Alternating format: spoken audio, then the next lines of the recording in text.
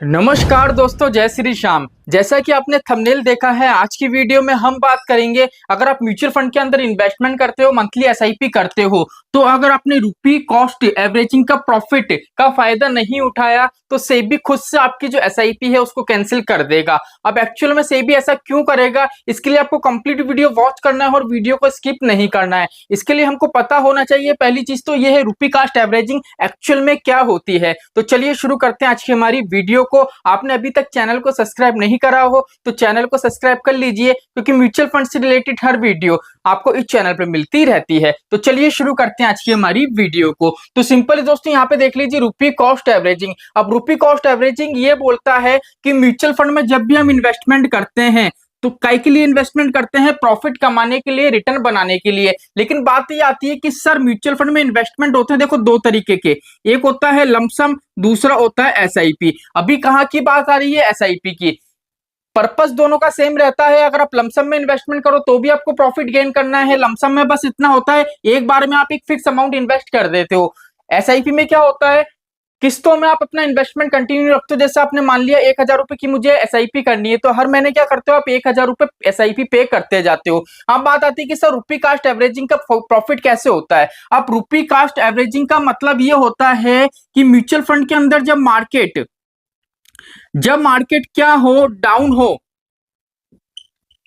जब market down हो उस टाइम तो क्या होता है, प्रॉफिट कमा सकते हो। क्योंकि अगर आप मार्केट डाउन के टाइम इन्वेस्टमेंट करोगे तो क्या होगा, आपको ज्यादा से ज्यादा यूनिट्स अलॉट होंगे, उससे क्या होगा, आपका प्रॉफिट बढ़ेगा। लेकिन रुपी कास्ट एवरेजिंग ये बोलता है जब आपका मार्केट अप जाए, म्यूचुअल फंड का मार्केट जब अप जाए तब भी आप क्या कर सकते हो, म्यूचुअल फंड से प्रॉफिट कमा सकते हो। आप कैसे कमा सकते हो, इसके लिए कंप्लीट वीडियो वॉच करो। देखो पहली चीज तो क्या है, आपने जितने भी यूट्यूबर्स हैं सभी से एक बात कॉमन सुनी होगी कि अगर आप म्यूचुअल फंड के अंदर इन्वेस्टमेंट कर रहे हो तो मार्केट डाउन के टाइम करो, जिससे क्या होगा, आपको बेनिफिट ज्यादा मिलेगा और ज्यादा से ज्यादा यूनिट्स आपको अलॉट होंगे अगर आप मार्केट डाउन के अंदर इन्वेस्टमेंट करते हो। तो ऐसे बहुत से इन्वेस्टर हैं जिनने क्या करा, इस वाली बात को गांठ बांध ली और अपने दिमाग में प्रॉपर तरीके से घुसा ली। इस वजह से क्या है, म्यूचुअल फंड से वो पैसा नहीं बना पाते। अब सर आप ये क्या कह रहे हो, अगर मार्केट डाउन के टाइम इन्वेस्टमेंट करेंगे तो प्रॉफिट तो हमको मिलेगा ही मिलेगा। लेकिन सर आप ऐसा क्यों कह रहे हो कि अगर हम मार्केट डाउन के टाइम इन्वेस्टमेंट करें, ठीक है, तो क्या होगा, हम प्रॉफिट नहीं बना सकते। तो देखो इसके लिए एक्चुअली में क्या होता है, जैसे मान लीजिए आपने म्यूचुअल फंड के अंदर एसआईपी करी, ठीक है, आपने एसआईपी करी, मान लीजिए आपने 1,000 रुपए की एसआईपी करी। अब क्या हुआ, जैसे मान लीजिए आपने कोई भी डेट फिक्स कर ली, जैसे 1 मई कि 1 मई को क्या होगा, हर महीने जो मेरी एसआईपी है वो कट होगी। अब अगर हम एसआईपी भी कर रहे हैं तो एसआईपी दो तरीके की होती है, एक होती है ऑटो पे की, एक होती है मैनुअली। अब ऑटो पे में तो क्या होता है, जो भी आप डेट फिक्स करोगे उस डेट को क्या होगा, चाहे मार्केट डाउन हो चाहे मार्केट अप हो, ठीक है, बैंक क्या करेगा, उसी दिन आपकी ईसीएस लगाएगा और आपके बैंक से आपकी इंस्टॉलमेंट कट जाएगी। ऑटो पे में क्या होता है, फिक्स डे को आपकी एसआईपी कट होती है। लेकिन मैनुअली एसआईपी में क्या होता है, जैसे आपने ड्यू डेट रखी 1 तारीख की कि हर महीने की मेरी 1 तारीख को एसआईपी मुझे मैं पे करूंगा, तो ड्यू डेट आपको जो मिलती है वो 3 दिन की मिलती है, 1 तारीख, 2 तारीख, 3 तारीख। अब जैसे मान लीजिए अगर 1 तारीख का हॉलीडे है तो कब की ड्यू डेट मिलेगी, 2 तारीख, 3 तारीख, 4 तारीख। अगर हॉलीडे होता है तो आपकी जो ड्यू डेट है वो आगे की तरफ शिफ्ट हो जाती है।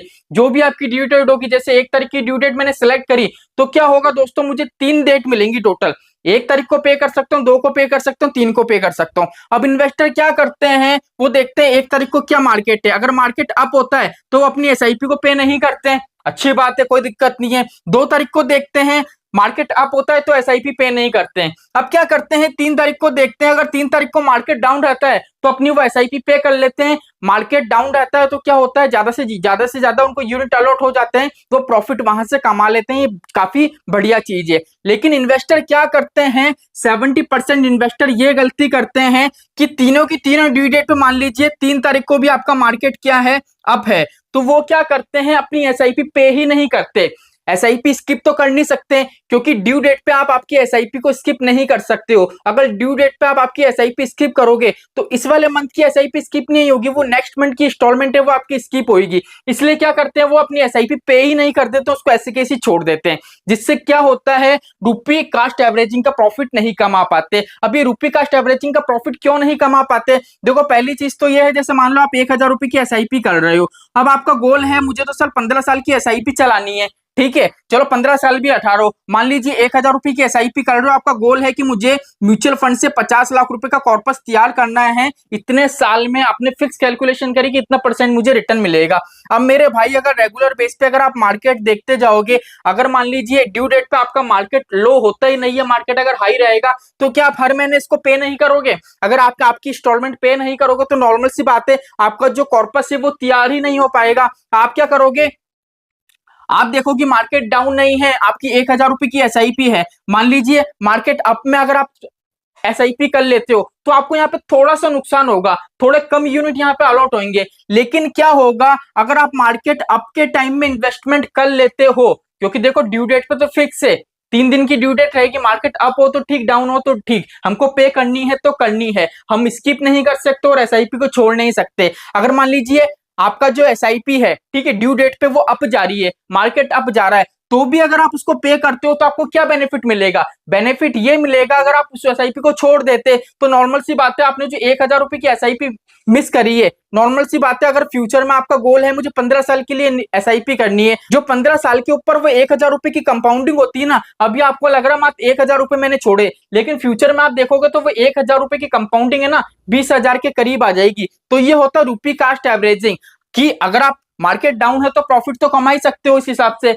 लेकिन अगर मार्केट अप जा रहा है तो भी अगर आप आपका इन्वेस्टमेंट कंटिन्यू रखते हो तो भी क्या होगा, रूपी कास्ट एवरेजिंग के हिसाब से आप कंपाउंडिंग का फायदा उठा सकते हो। क्योंकि क्या होता है, जैसे मान लीजिए आज आपको इन्वेस्टमेंट करे हुए 1 साल हुआ है, 1 साल बाद आपने क्या करा, आपने 1000 रुपए की इंस्टॉलमेंट है उसको क्या करा, स्किप कर दी, आपने पे नहीं करी। ऐसा मान लीजिए आपने कंटिन्यू मान लीजिए 4 5 बार कर लिया, तो कितना अमाउंट हो गया टोटल 5000 रुपए। अभी आपको लग रहा है कि 5000 की तो बात है, कोई दिक्कत परेशानी नहीं है, लेकिन दोस्तों जब आप फ्यूचर में 14 साल बाद, क्योंकि आपका कॉर्पस से 15 साल तक इन्वेस्टमेंट करना है, 14 साल की जब इसकी आप कंपाउंडिंग कैलकुलेट करोगे ना, तो ये 5000 की कंपाउंड कैलकुलेशन आपकी कम से कम आ जाएगी 50,000 के राउंड फिगर में, 50,000 के आसपास का आपको लॉस हो जाएगा। इसलिए बोलते रूपी कास्ट एवरेजिंग का प्रॉफिट उठाओ। अब बात आती है कि सर सेबी इसको खुद से कैंसिल क्यों करेगा? सेबी खुद से कैंसिल इसलिए करेगा मेरे भाई, क्योंकि सेबी ने क्या करा है, काफी एनालिसिस करा है, काफी रिसर्च करा है, देन ये देखा है कि काफी ऐसे इन्वेस्टर हैं जो रेगुलर बेस पे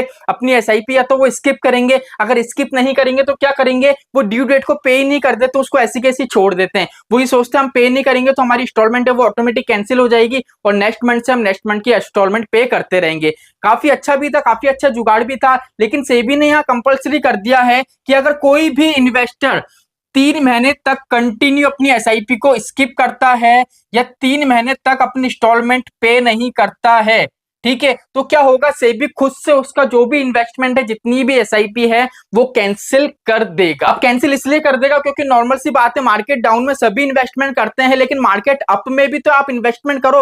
अगर म्यूचुअल फंड के अंदर मनी नहीं आएगा तो रोटेशन कैसे घूमेगा? अब सीधी सी बात मुझे ये बताओ, आप क्या करते हो, जैसे आप 1000 रुपए की एसआईपी भी करा रहे हो, मार्केट डाउन के टाइम आप आपकी इंस्टॉलमेंट पे करते हो, ठीक है, लेकिन मार्केट अप के टाइम में अगर आप आपकी इंस्टॉलमेंट पे नहीं करोगे, जैसे मान लीजिए आपका प्लान है 15 साल का प्लान है, अब 1 साल में मान लीजिए आप क्या नहीं करते हो, कम से कम 3 इंस्टॉलमेंट है वो पे नहीं करते हो, स्किप कर लेते हो, तो 15 के हिसाब से कितनी हो गई, 15 के हिसाब से हो गई 45। आपने कुल मिला के कितनी इंस्टॉलमेंट पे नहीं करी, 45 इंस्टॉलमेंट। अब 45 इंस्टॉलमेंट का मतलब आप क्या समझते हो? 45 इंस्टॉलमेंट का मतलब ये है, अगर फ्यूचर में आप 50 लाख रुपए भी बनाना चाहते हो या 1 करोड़ भी अचीव करना चाहते हो ना, तो आपका कॉर्पस तैयार हो ही नहीं सकता, क्योंकि हम स्टार्टिंग से वो गलती करते हुए हम आ रहे हैं। इसलिए सेबी ने साफ साफ बोल दिया कि 3 महीने तक कंटिन्यू देखेंगे, 3 महीने तक अगर आप कंटिन्यू आपकी एसआईपी पे नहीं करते हो या आपकी एसआईपी आप 3 महीने तक कंटिन्यू स्किप करते हो, तो क्या होगा, सेबी खुद से आपका इन्वेस्टमेंट यहाँ पे कैंसिल कर देगा।